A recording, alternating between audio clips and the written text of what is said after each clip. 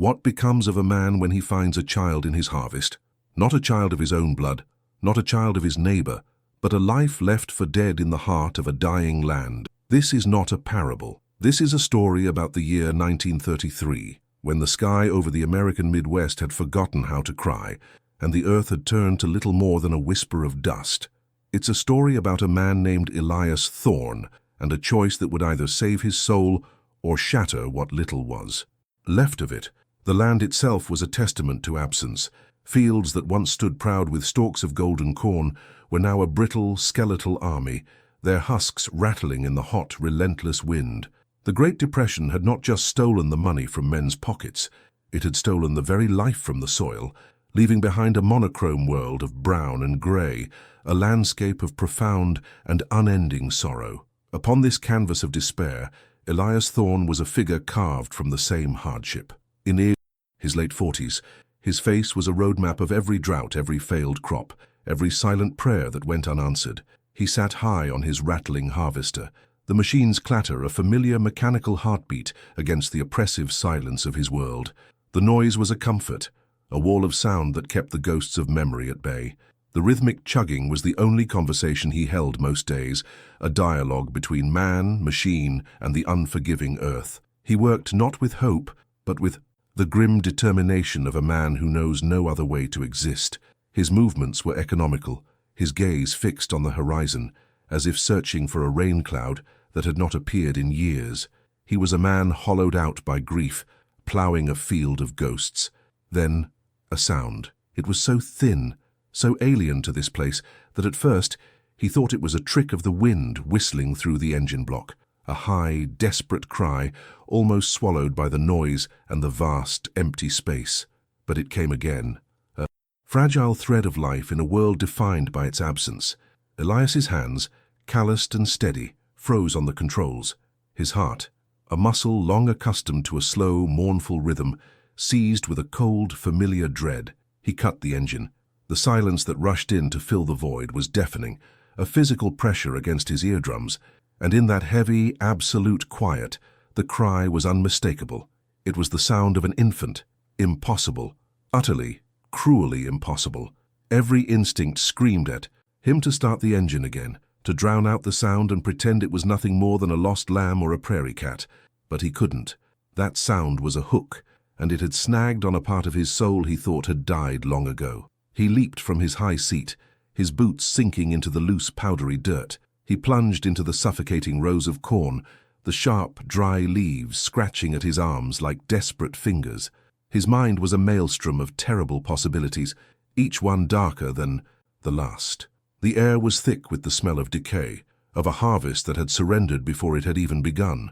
He followed the sound, his breath catching in his chest, his every step a prayer and a curse. There, nestled between the cracked earth and the fallen, sun-bleached husks, was a small, dirty bundle of rags. It was so still, so insignificant, that he might have missed it entirely, if not for the sound that pulsed from within. He knelt, the dust staining the knees of his worn overalls. His hands trembled as he reached out and gently pulled back a corner of the cloth. Inside, a baby.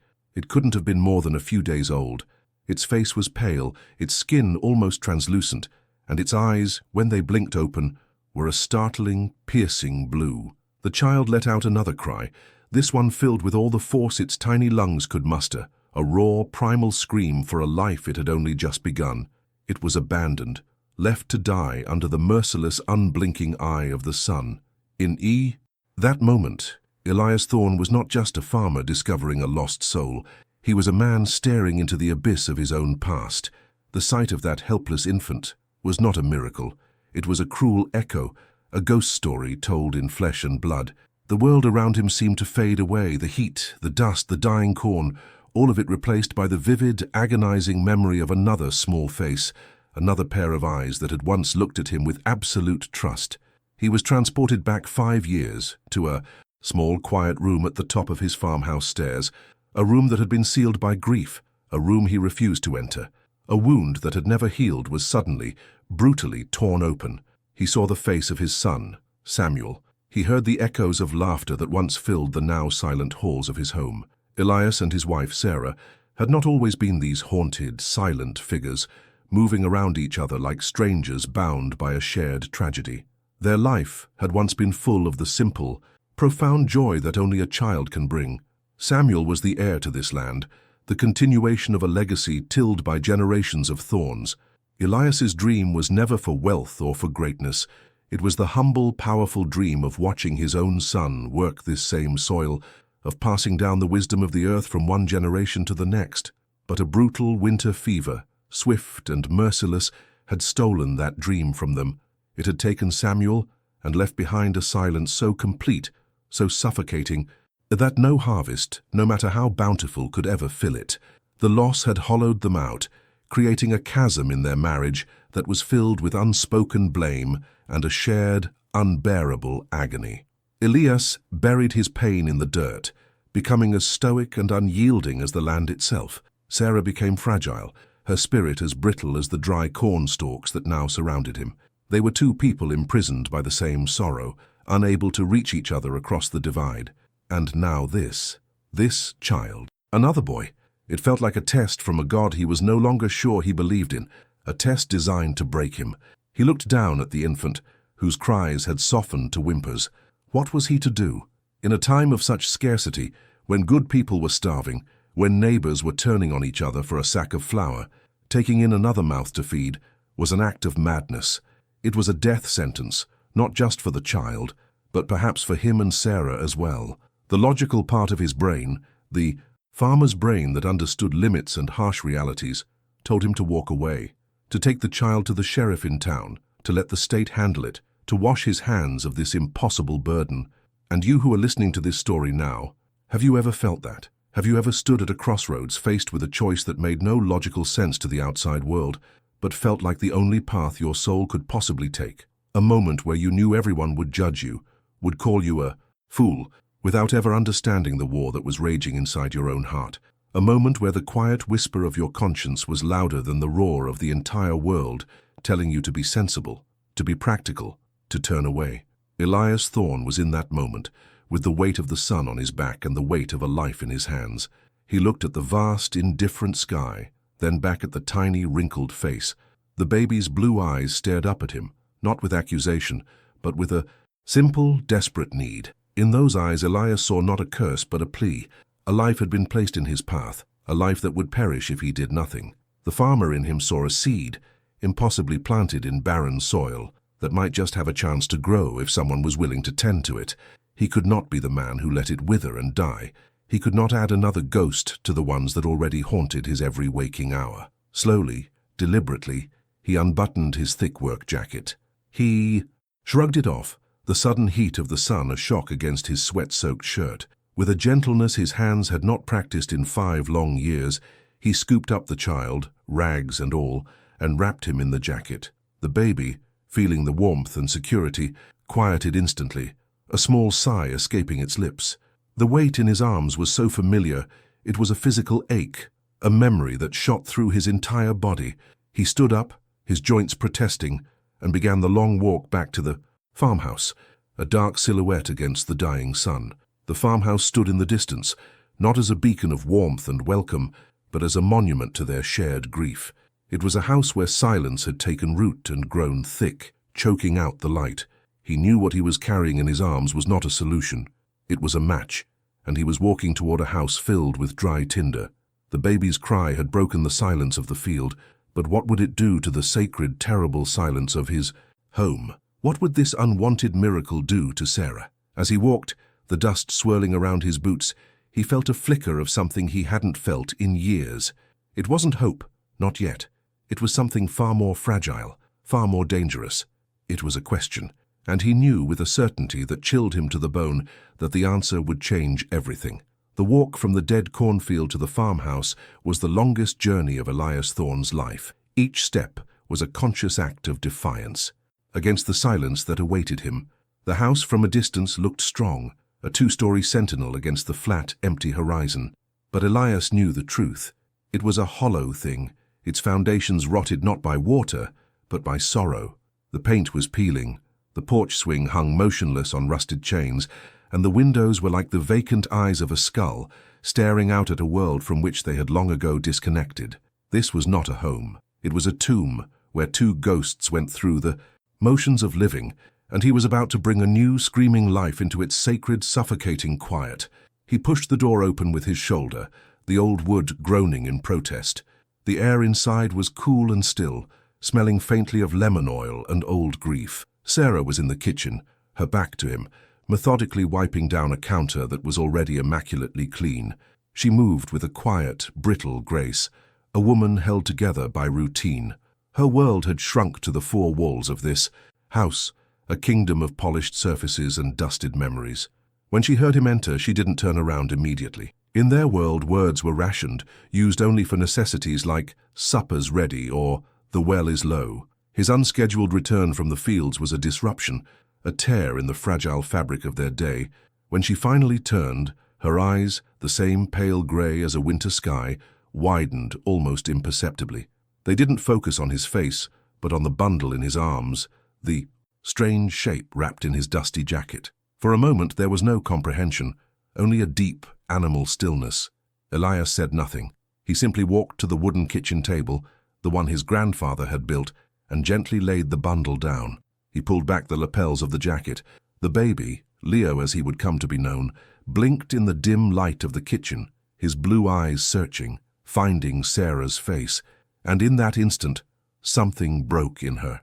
A sound escaped her lips, a half-sob, half-gasp, the sound of a wound being touched. She took a staggering step back, one hand flying to her mouth, the other clutching the countertop as if the floor had given way beneath her. It was too much. The child's eyes were too blue, too innocent, too much like the eyes that haunted her every waking moment and filled her dreams each night. The sight was not a comfort. It was a violation, a cruel spectre of the life that had been stolen from them. To understand the depth of that silence, the sheer weight of that moment in the kitchen, you must understand the sound that used to fill it. 5 years ago, this house was not a tomb. It was alive. It rang with the sound of a boy's laughter, the thunder of small feet on the wooden stairs. Samuel Thorne was not just their son. He was the future of the land, the reason for the toil. He was a child of the earth, with his father's steady hands and his mother's kind eyes. Elias had envisioned his entire life as a long, straight furrow at the end of which he would pass the reins of the plough to his son. He would teach Samuel how to read the sky, how to listen to the soil, how to feel the coming of rain in his bones. That was his dream, not of wealth, but of continuation, a legacy written not in books, but in the turning of the seasons on this very piece of land. Have you ever had a dream so simple, so fundamental to your being, that its loss feels not like a setback, but like the end of the world itself? Elias's dream was Samuel. He remembered summer afternoons, with the boy perched on his knee on the tractor, his small hands trying to mimic his father's on the steering wheel. He remembered Sarah's garden, a riot of color and life, where she taught Samuel the names of the flowers, her laughter mingling with his as they chased butterflies. Their life was hard, as a farmer's life always is, but it was full. It was a life of purpose, a life that made sense. They were a family, a complete and perfect circle, anchored to this land and to each other. They were happy. It's a simple word, but it was a truth so profound that its absence now was a physical force, a constant pressure in every room of the house. Then came the winter of 28. It was a bitter, unforgiving season. The fever came on swiftly, a thief in the night. It stole the warmth from Samuel's body, the light from his eyes. Elias and Sarah prayed. They prayed to a God who seemed to have turned his back on them. They watched, helpless, as the town doctor, a good man with tired eyes, shook his head, his face a mask of grim sympathy. There was nothing to be done. The fever burned its course, and when it was over, it had taken their son with it, leaving behind a silence that was louder than any storm. The circle was broken.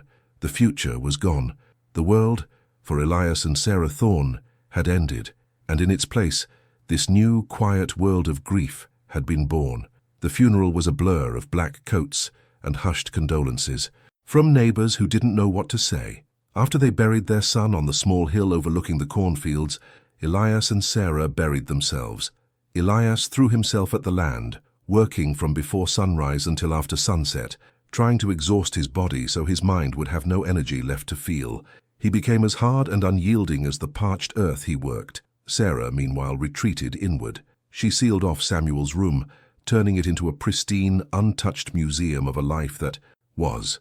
She would go in every day to dust the wooden toys, to smooth the quilt on the small bed, a silent daily ritual of devotion and pain. They stopped talking about him. His name became a ghost, too heavy to be spoken aloud. And in that shared, unspoken grief, a chasm opened between them, wide and deep, filled with a sorrow so immense they could no longer find their way back to each other. Now, in the kitchen, that chasm was suddenly filled with the cry of a living child. Sarah stared, her face a pale, unreadable mask. Elias finally spoke, his voice rough. He told her where he had found him, in the harvest, abandoned, left to die. The words hung in the air, each one a small, hard stone. He expected anger, accusations, an order to take the child away immediately. But Sarah did something else. She pushed herself away from the counter and walked slowly toward the table. Her hand, trembling, reached out and brushed a speck of dirt from the baby's cheek. Her touch was as light as a falling leaf. A single tear traced a path through the dust on her own cheek. She looked at Elias, and for the first time in years, he saw something other than sorrow in her eyes. It was a terrifying, fragile flicker of the woman he had married, a ghost of a mother. That night they didn't sleep. They sat in the kitchen, the baby sleeping in a makeshift crib fashioned from a wooden crate, lined with one of Sarah's softest blankets. They spoke more than they had in years, not of the past, but of the impossible present.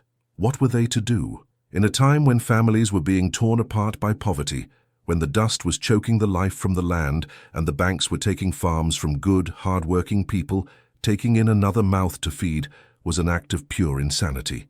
Their own reserves were dwindling. The harvest was a failure. They were barely surviving themselves. Every practical instinct screamed that this was a mistake, a burden that would sink them. But every time the baby stirred or whimpered, Sarah would be at his side, her hand instinctively patting his back, her voice a low, soothing hum she probably didn't even realize she was making. The next day, the fragile peace of their isolation was shattered. They needed milk, cloth for diapers. Elias had to go to town. The trip to Harmony Creek was usually a silent, functional affair. He would get his supplies from Mr. Henderson's general store, nod at the few familiar faces, and leave. But today was different. As he walked toward the store, he felt it, the change in the air, the way conversations stopped as he approached, the way eyes followed him, filled with a mixture of curiosity and suspicion. News, in a town this small and this starved for distraction, traveled faster than a prairie fire. By the time he pushed open the door to the store, the bell above it sounding like an alarm, the entire town already knew. The Thorne farm had a new resident. Inside, the air was thick with the smell of coffee beans, cured, meat, and judgment. Martha Higgins was there, holding court near the flour sacks. She was a woman whose piety was matched only by her capacity for gossip, her face permanently pinched in an expression of moral disapproval. She saw Elias and her thin lips tightened. She didn't speak to him directly. She didn't have to. She turned to the woman next to her and spoke just loud enough for the whole store to hear. "A child found in the fields," she said. "In this drought, in these times. It's unnatural. An ill omen, a sign of a greater punishment to come." Her words were seeds of fear, and in the fertile ground of the town's desperation, they took root instantly. People who had known Elias his whole life, men he had shared drinks with, women who had mourned with Sarah, now looked at him as if he were a stranger, a carrier of some unseen contagion. The world was closing in. The whispers in town were just the beginning. The next day, Elias went to see Dr. Miller about a small cough the baby had developed. The doctor, a man who had delivered Samuel, who had wept with Elias at the funeral, couldn't meet his eye. He mumbled something about the child's unknown origins, about the risks, about how it was a matter for the authorities. He refused to see the baby. It was a quiet, polite, but devastating rejection. The Thornes were being officially cast out, quarantined by the fear of their own community. The farm, once their sanctuary, was becoming a prison. The lines of their property were no longer just boundaries on a map. They were the borders of their exile. The pressure from the outside world began to seep through the cracks of the old farmhouse, poisoning the fragile truce within. The baby's cries at night no longer sounded like a plea for comfort, but an accusation. To Sarah, they were a constant, terrifying reminder of what she stood to lose all over again. To Elias, they were the sound of his own folly, the consequence of a decision made in a moment of weakness. The money, for the milk, for the medicine he bought from a traveling salesman, was money they did not have. Each coin spent was a log on the fire of their anxiety. They began to argue, their voices sharp and raw, in the quiet house. The arguments were always about practical things, the money, the risk, the lack of food, but beneath it all was the real, unspoken question: were they saving this child, or were they simply choosing a slower, more painful way to destroy what little was left of themselves? Elias would stand on the porch at night, staring out at the fields that had betrayed him. The dust was a constant presence now, a fine brown powder that coated everything, a symbol of God's indifference. It was in his mouth, in his eyes, in his lungs. It was the taste of failure. He had found a life in that field of death, and for a brief moment it had felt like a sign, a second chance. He had brought the child home, an act of defiance against the emptiness. But now, that defiance was curdling into despair. He saw the deepening shadows under Sarah's eyes. He heard the growing fear in her voice, and he felt the weight of his choice settling on him like a shroud. He had stood up to the silence of his own grief, but he was beginning to realize that was the easy part. A far greater storm was brewing on the horizon, a storm of whispers and fear from the very people he called his neighbors, and he had to wonder, how long could one man, one family, stand against the judgment of the entire world? The fragile truce within the farmhouse, born of a shared, unspoken purpose, could not last. It was a shelter made of glass, and the world outside had begun to throw stones. The baby, Leo, became the new center of their universe, a tiny sun around which their days revolved. His cries were the new clock, his needs the new scripture. In those first few weeks, there were moments of a quiet, almost forgotten tenderness. Elias would watch as Sarah, her movements hesitant at first, then surer, bathed the child in a tin basin on the kitchen table. He saw the ghost of a smile touch her lips as Leo's tiny hand wrapped around her finger. For a fleeting instant, the house felt less like a tomb and more like a nursery. But this new life came at a cost, a price tallied not just in coins for milk they couldn't afford, but in the slow, corrosive acid of public opinion. The whispers that had started in the general store were no longer whispers.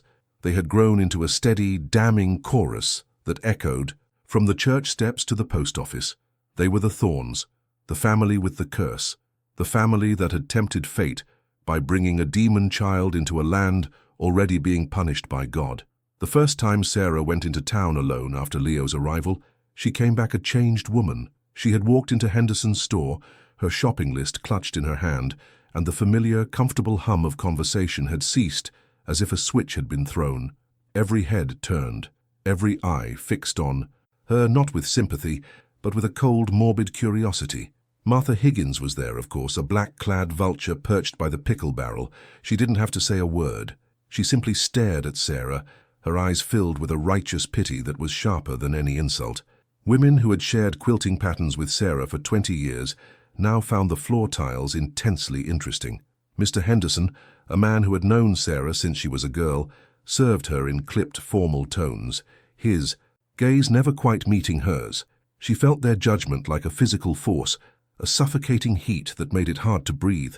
She fled the store, her basket only half full, and walked home under the weight of 100 silent accusations. When she entered the kitchen, she didn't speak. She simply put her basket down, went to the sink and washed her hands with a frantic scrubbing motion, as if trying to wash away the invisible filth of their scorn. That night, the first real fight erupted. It started over something small, a sack of flour that was nearly empty. But it was never about the flour.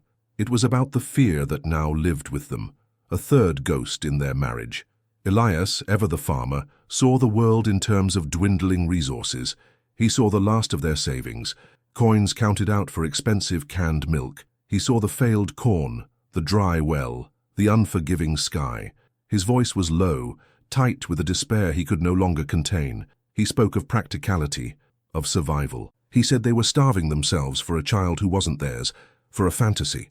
Sarah, who had felt the first flicker of life in her own soul in 5 years, heard his words not as logic, but as betrayal. Her voice, usually so quiet, rose with a fierce, protective fury. She accused him of being heartless, of wanting to throw the child away, just as the world was throwing them away. They stood on opposite sides of the kitchen table, the space between them a battlefield of their shared trauma. The argument was ugly and raw, filled with the things they had never said about Samuel, the blame they had never assigned, all of it now bubbling to the surface and scalding them both. The baby, startled by their raised voices, began to cry from his crate, and the sound was like a final mournful verdict on their brokenness. The land itself seemed to conspire with the town's judgment. The drought tightened its grip, the sun a malevolent, white-hot eye in a cloudless sky. The dust was no longer just a nuisance. It was an invading army. It seeped through the cracks in the walls, under the doors, a fine, gritty film that coated every surface.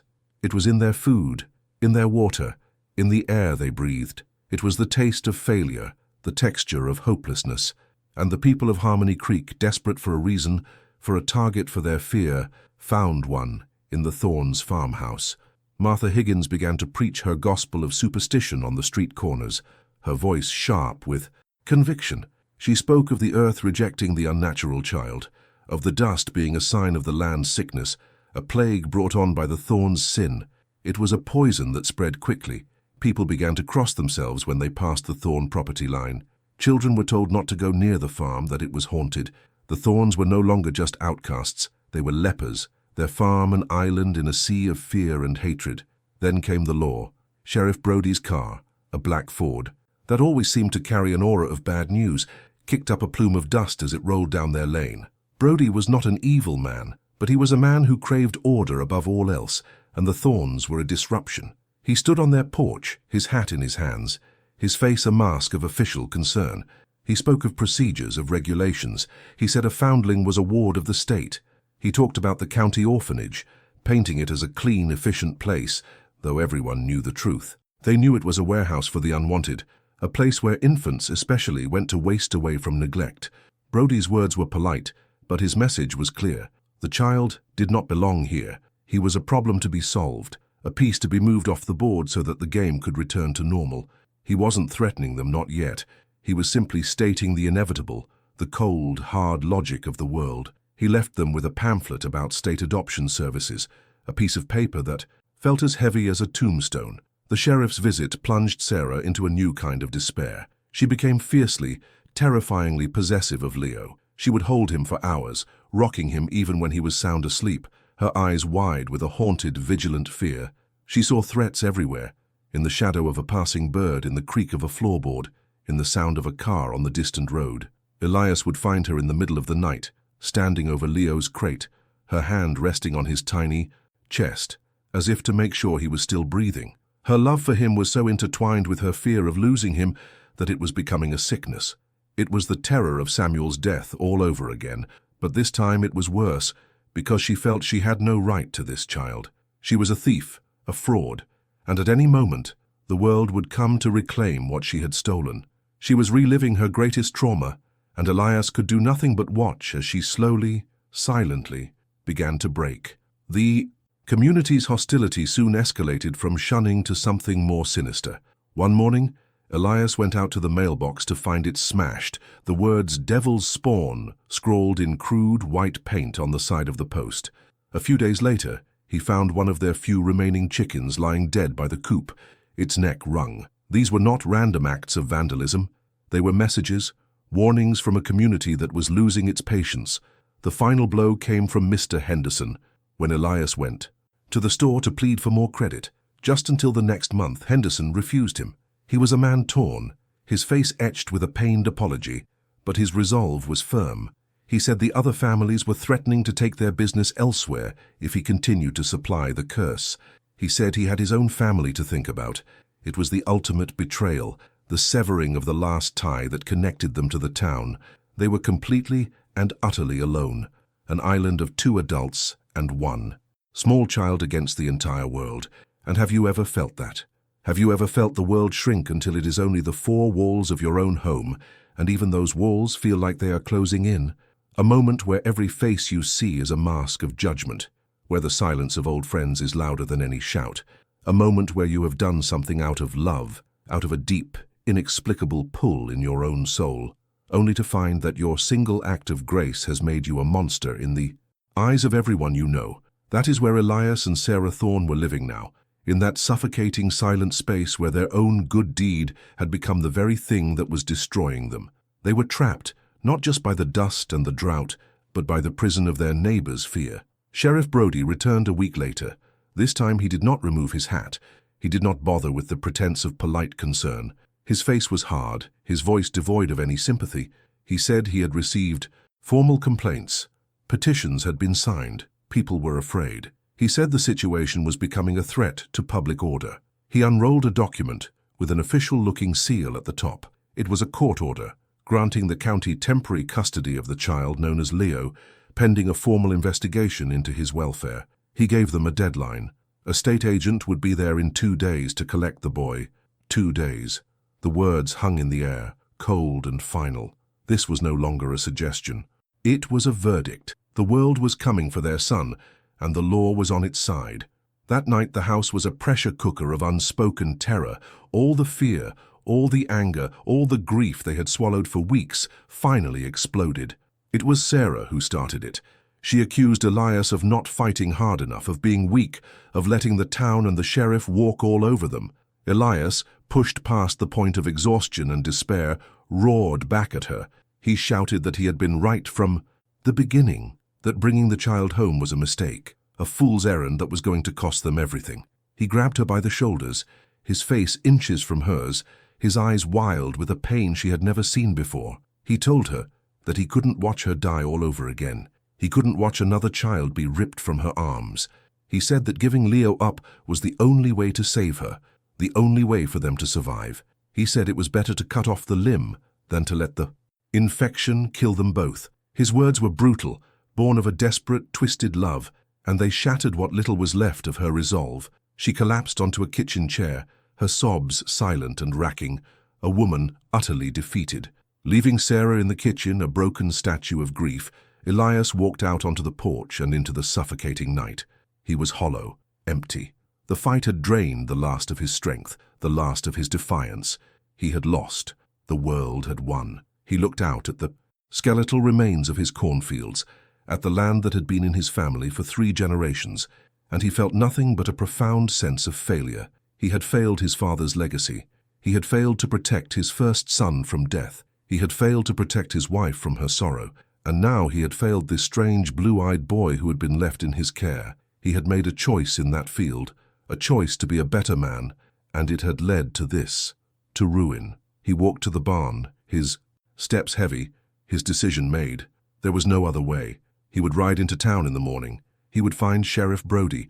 He would tell him to come get the boy. He would surrender. It was over. As he stood there, leaning against the rough wood of the barn, a strange stillness fell over the night. The incessant chirping of the crickets ceased. The air, which had been hot and stagnant, began to move. A low moan started in the distance, a sound that was not of this world. Elias looked to the west. The horizon, where the last sliver of a pale moon had been, was gone, erased by a towering, churning wall of blackness that was blotting out the stars. It was a dust storm, a black blizzard, the likes of which he had never seen. It was the end of the world, coming for them. As the first gust of wind hit the farm, carrying with it a stinging spray of sand and dirt, he saw something else. A figure, dark and solitary, was walking down the lane toward the farmhouse, leaning into the wind, moving with a steady, unhurried gait. It was a stranger, appearing at the exact moment of their darkest hour, walking calmly into the heart of the coming apocalypse. The storm was here, and someone was coming. The world was ending. Elias stood frozen by the barn, a statue of dust and despair as the universe unraveled before him. The wall of blackness was no longer on the horizon. It was upon them, a monstrous, churning beast of earth and wind that devoured the light and screamed with 1,000 voices. It was the physical manifestation of all the hate, all the fear, all the judgment that had been closing in on them for weeks. It was the land itself, rising up in a final, terrible rebellion. He had been ready to surrender, to give in to the quiet defeat that had been his only companion for 5 long years. But the world, it seemed, would not allow him even that small dignity. It was coming to tear everything down, to scour the farm from the face of the earth, to erase him, Sarah, and the child from existence. And into this apocalypse the figure walked, unhurried, unafraid. A man, silhouetted against the swirling chaos, his head bowed against the wind, moving with a purpose that was both insane and sublime. Elias's first instinct was to reach for the shotgun he kept loaded behind the barn door. A stranger on this night could only mean more trouble, but a profound weariness, deeper than bone, held him in place. What was one more threat in a world already bent on his destruction? The man reached the relative shelter of the barn, pulling down the wide-brimmed hat that had been clamped to his head. He was older than Elias had first thought, his face a landscape of deep lines, but his eyes were clear and calm, holding a startling depth of compassion that Elias had not seen in another human being in a very long time. The man's voice was low and steady, somehow cutting through the roar of the wind. He introduced himself as Reverend Michael. His car, an old Ford, had given up the ghost about a mile down the road. He was just looking for shelter until the storm passed. There was no judgment in his gaze, no morbid curiosity. He was simply a man, caught in a storm, seeking refuge from another. Inside the farmhouse, the world was a dim, brown hell. The wind howled like a banshee, rattling the window panes in their frames, and a fine, gritty dust rained down from the ceiling, coating every surface in a film of failure. Sarah sat at the kitchen table, as still, and pale as a marble effigy in a forgotten church. She didn't even look up when the two men entered, her eyes fixed on some distant point of memory only she could see. In his crate, Leo was crying, his wails a thin, desperate counterpoint to the storm's fury. The Reverend took in the scene, the defeated man, the broken woman, the crying child, the encroaching dust, and his compassionate gaze never wavered. He didn't offer prayers or platitudes. He simply removed his dusty coat, hung it on a peg by the door, and in that simple domestic act communicated a sense of normalcy that was utterly alien to this house. He was not a judge or a prophet of doom, he was a guest. He walked to the sink, picked up a cup, and asked Elias for a glass of water, his voice calm and even. The simple request was a small anchor in the swirling chaos. As Elias worked the hand pump, the Reverend turned his attention to Sarah. He didn't speak to her of God's mysterious ways or the trials of Job. He knelt beside her, chair so his eyes were level with hers, and he spoke about the child. He asked his name. Sarah's lips moved, but no sound came out at first. She tried again, her voice a dry whisper. Leo. The Reverend smiled, a small, kind expression. Leo, he repeated. The lion, a strong name for a strong boy. He looked at the crying infant, then back at Sarah. He sounds hungry, he said gently. May I help? It was the first offer of genuine, unconditional help they had received since the day Elias had carried that small bundle out of the cornfield. For the first time, a flicker of something other than fear or grief crossed Sarah's face. It was confusion, followed by a dawning, fragile trust. The baby needed to be changed. The task was a familiar ritual, but tonight it felt different, witnessed by this calm, steady presence. Sarah moved with the mechanical efficiency of a mother, laying out a clean cloth on the table. The Reverend stood nearby, offering a quiet word of encouragement. His presence a silent buffer against the storm both inside and outside the house. As Sarah unwrapped the soiled rags, the Reverend reached down to fold the thin, dirty blanket Leo had been found in. It was a pathetic thing, worn and frayed, but it was the only link they had to the child's past. As his large, gentle hands smoothed the cloth, his fingers paused. He frowned, his touch lingering on a particular spot near the hem. There was something there, a small, hard lump, sewn into the fabric with a rough, uneven stitch. It was deliberate, hidden. He looked at Sarah, a question in his eyes. Her own gaze followed his, her brow furrowed in curiosity, her deep despair momentarily forgotten. Do you have a small knife, or perhaps some scissors? The Reverend asked, his voice low and intent. Sarah moved as if in a trance, retrieving a small pair of sewing scissors from a drawer.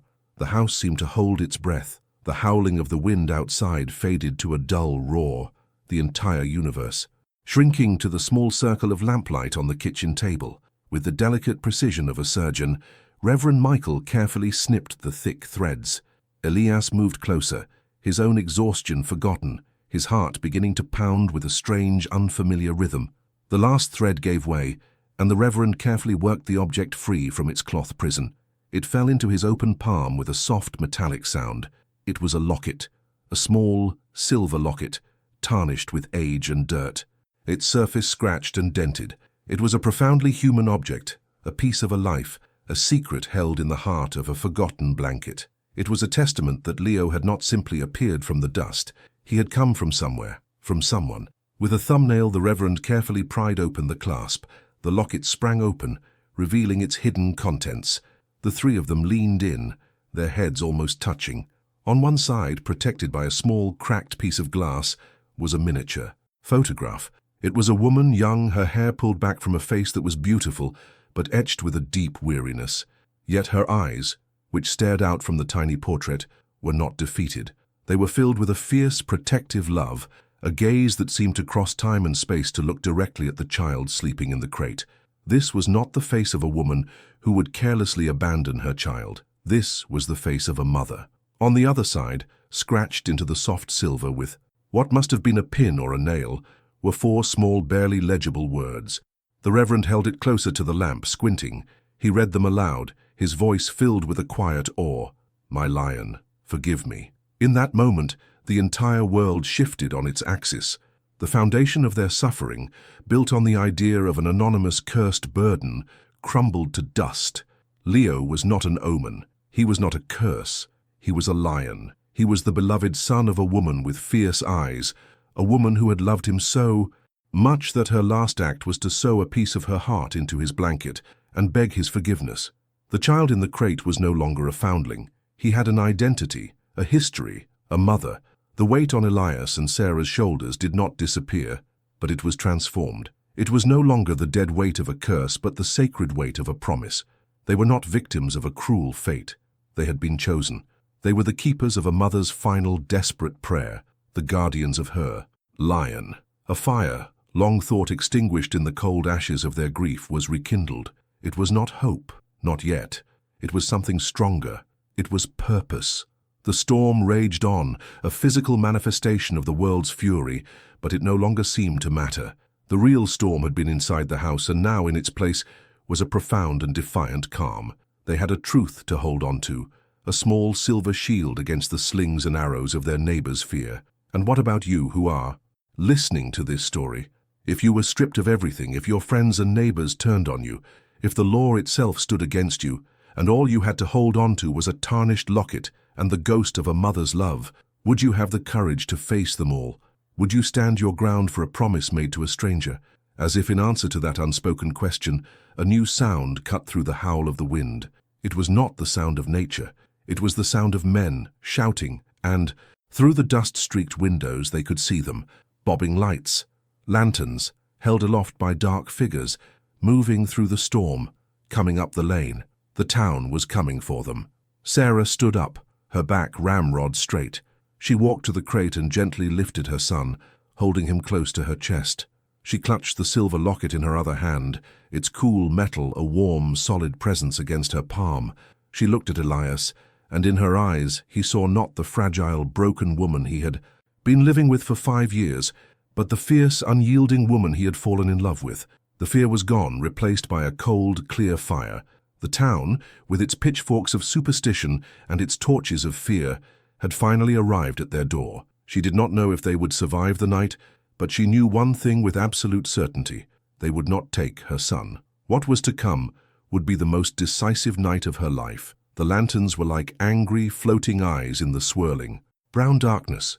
They bobbed and swayed, a constellation of human fury moving through the apocalyptic roar of the dust storm. The sound of the mob reached the farmhouse first, not as distinct words, but as a low, guttural growl, the sound of a beast made of many bodies, all driven by a single primal fear. They were coming. The world Elias and Sarah had tried to shut out was now breaking down their door, armed with the righteousness that only terror can forge. Elias stood on the porch, the old shotgun feeling heavy and useless in his hands. Beside him, Sarah was a pillar of unyielding stillness. She held Leo tight against her chest, her body a human shield, her face set like stone. In her free hand, she clutched the silver locket, its cool metal a secret source of strength. She was no longer the fragile ghost who haunted these halls. She was a mother lion, and her cub was in danger. The mob spilled into their yard, a ragged collection of faces Elias had known his entire life. These were not monsters. They were his neighbors, men he had shared harvests with, women who had brought casseroles to Samuel's wake. But tonight their faces were alien, twisted by the dust and the drought and the desperate need for someone to blame. They held pitchforks and shovels and heavy wrenches, tools of creation now repurposed for an act of terrible destruction. At their head was Martha Higgins, her face a pale, pinched mask of piety, her dark dress whipping in the wind like the robes of a vengeful prophet. And just behind her, his face grim and his hand resting on the butt of his pistol, was Sheriff Brody, a man of the law who had clearly lost control of it. He was no longer a sheriff. He was a reluctant shepherd to a flock of wolves. Martha Higgins pointed a long bony finger at the house, her voice a shriek that cut through the wind's howl.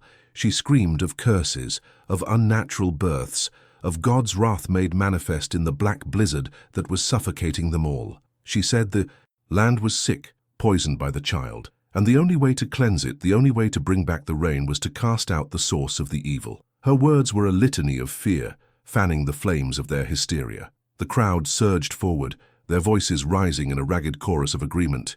"Give us the child," one man yelled. "It's the only way," screamed a woman. Sheriff Brody stepped forward, holding up a hand for order he knew he couldn't enforce. His voice was tight, strained.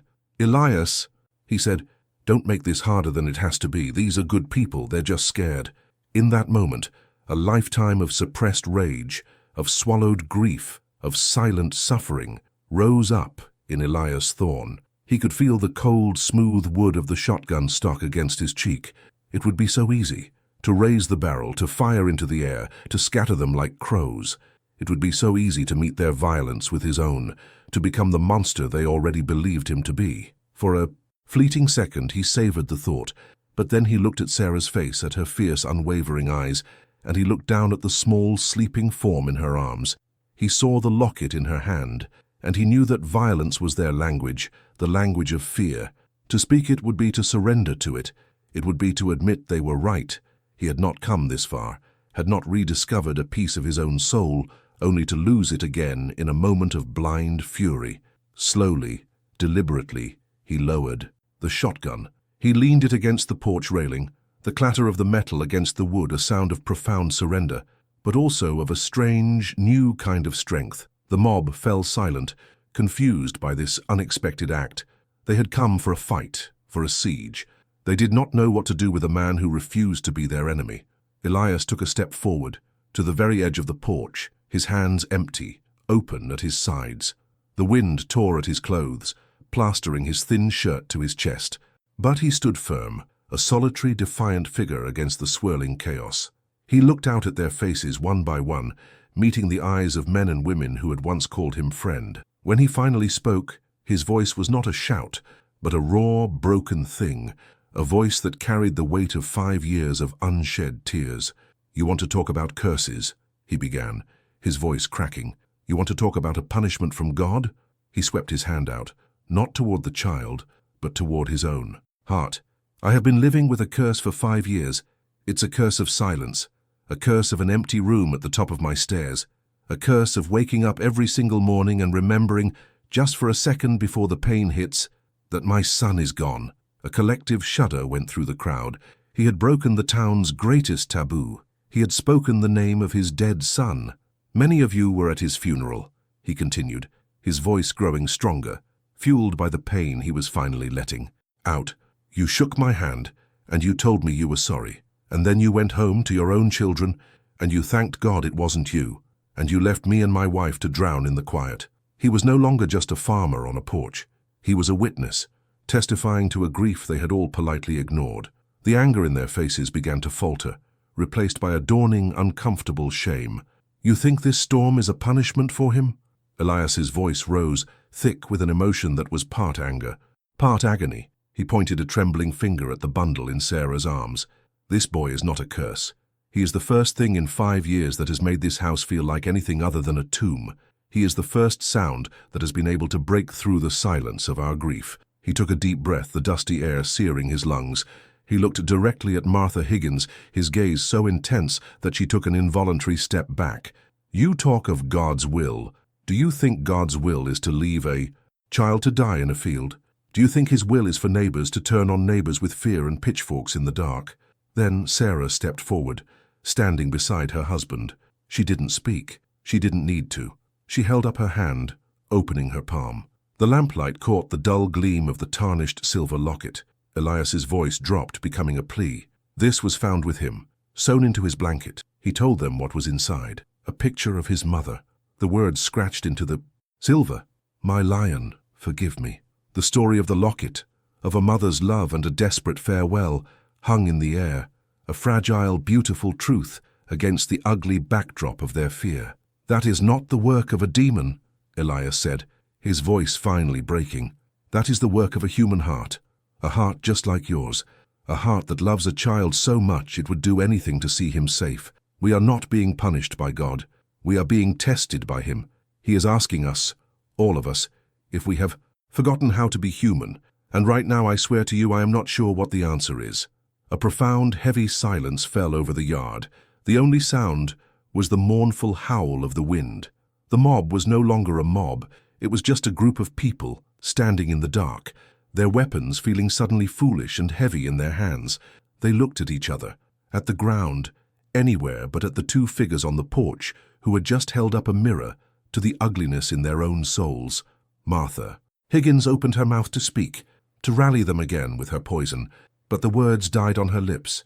Her certainty had been shattered by a truth far more powerful than her superstition. She was just a bitter old woman, and everyone could suddenly see it. Sheriff Brody looked down at his own hands, his face a mask of deep, personal shame. He had allowed this to happen. He had let fear overrule the law he was sworn to uphold. And in that moment of quiet reflection, a new sound cut through the storm. It was the strained, grinding sound of a car engine, fighting its way through the dust. Two beams of light appeared at the end of the lane, slicing through the brown haze like a promise. The car, an old Ford that looked as weary as the world itself, chugged into the yard and came to a stop. The driver's side door opened and Reverend Michael emerged, his coat covered in a thick layer of dust. He looked from the crowd to the family on the porch, his face grim but calm. Then the passenger. Door opened.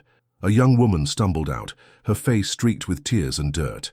Her eyes were wide with a desperate, frantic energy as she scanned the crowd.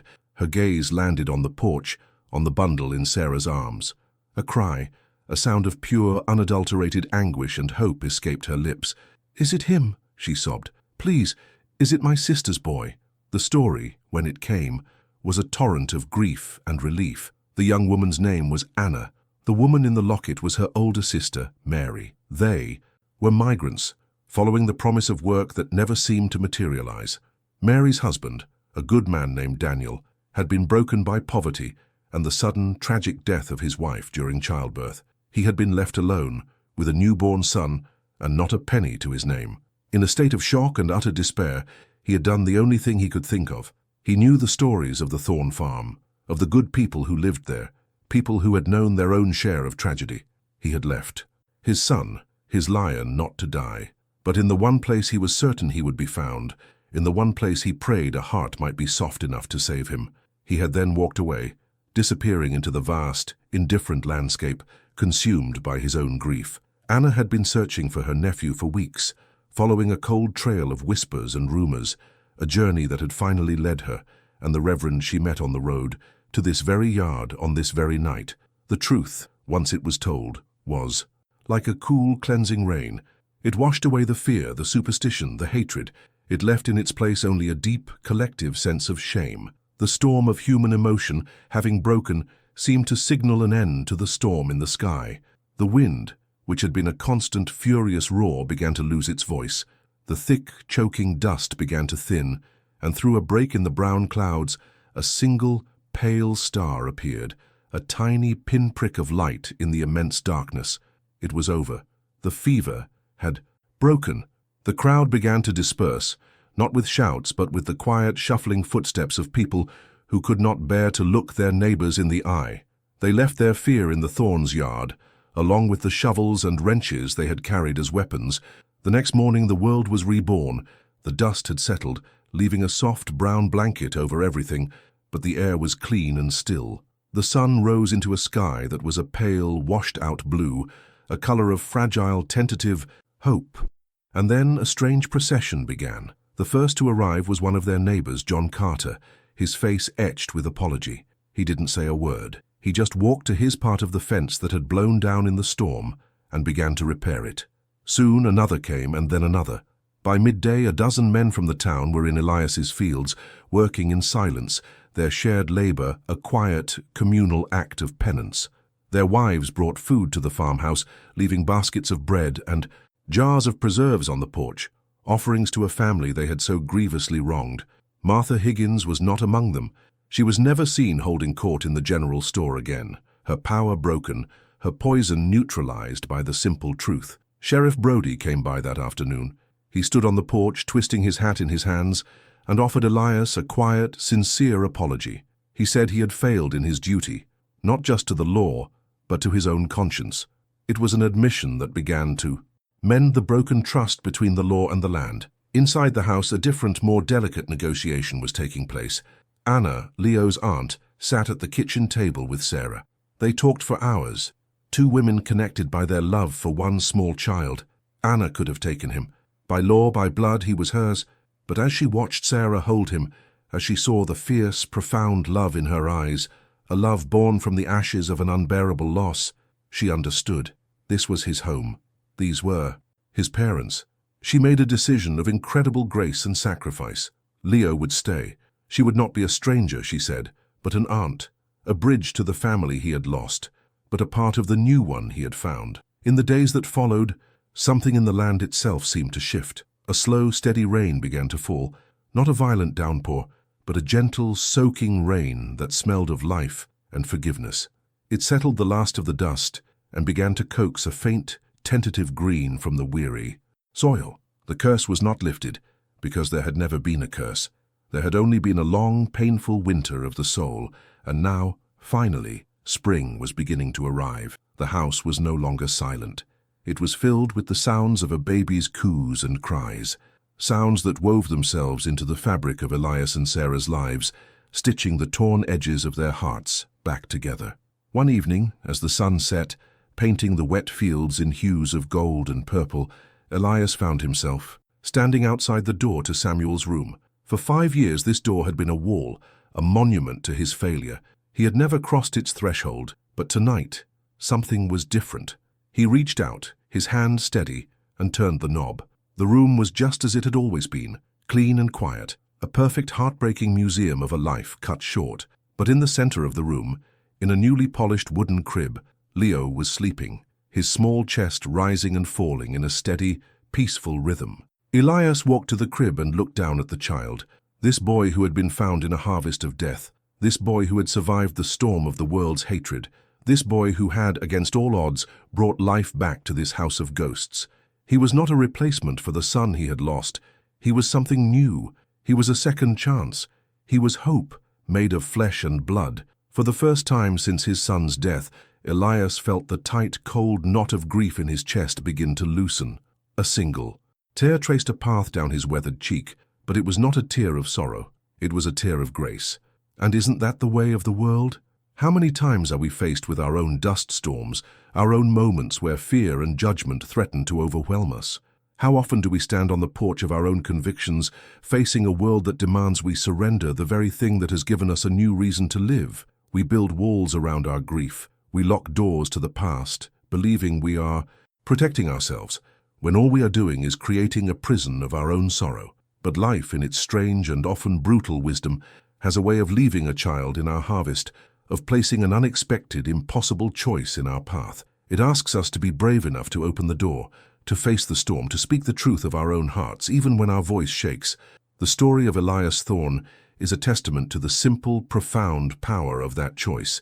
It teaches us that family is not always born of blood, but is often forged in the fire of shared survival.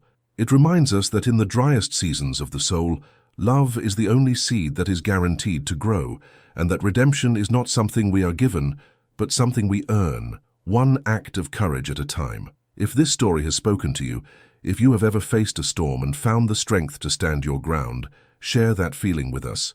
Write in the comments, "I too have lived a turnaround."